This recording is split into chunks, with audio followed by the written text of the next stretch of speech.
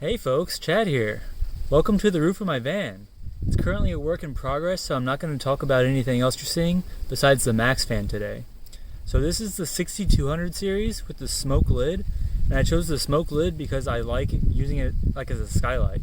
You can see surprisingly well through here on the inside, and it lets in a good amount of light, even at night from like the moonlight. So I absolutely love it for that. I also went with the 6200 series because I didn't want the automatic lid, and I also don't need a remote control. So it saved me about $100. So it was like $240 instead of like the $350 or so that I think the 7500 comes for.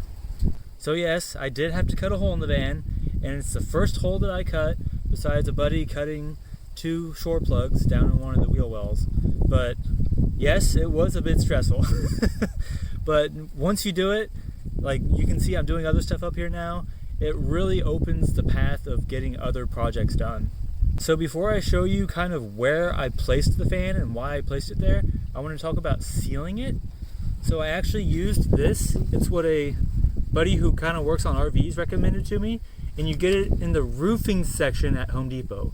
Do not buy any of the silicone or anything in the actual like caulking section. You want to use the roofing stuff. And I also have a buddy who swears by Dicor self-leveling sealant. It's a little more expensive, and I'm not sure where to find it in brick and mortar stores, which is how I shop, but he swears by this stuff, and it looks way better than this does since it self-levels. If you watch other videos of the Astro and Safari, you'll notice that these do have raised metal underneath, so when you cut behind that, you do end up having to use a pair of pliers to kind of flatten it out. And I placed mine to where it's just in front of this square here, just because of how it fit on the inside. So I cut like basically like right here along this edge, and when I used the butyl tape, I had to put 2 layers of butyl tape along the sides, but only 1 on the back because of this raised edge. So the inside is actually why I placed it like that. You may be able to notice that here there's a rib, and then back before the AC starts, there's another rib that starts right here. And I just placed it kind of between those 2 ribs.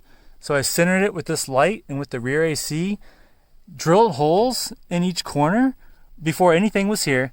And then that gave me the placement on the roof of where to cut out the hole. As far as the wiring, you can see right now it's just kind of going off the Maxxfan. It goes around and down, and then it comes out over here. This is a 12 volt cigarette lighter adapter that goes out to 2, and I cut the other end off and then used a multimeter to test which was the positive and which was the negative, and then wired up myself. So as noted, this is the 6200 series. So it has power button, it can go both in and out, and it also has the temperature sensor, which is freaking amazing actually. Whenever you turn it on, it goes to speed either 4 or 5. I usually only use it at 1 or 2, and I leave it on 1 overnight. And the manual open and close works really well. So far I'm super duper happy with this. I freaking love this unit, and I would absolutely purchase it again, 10 out of 10. There you go, folks. Hope you enjoyed this review. If you're thinking about getting a Maxxfan or something for your RV, van, truck camper, whatever it is, I highly, highly recommend this unit. It was a freaking game changer. Peace out.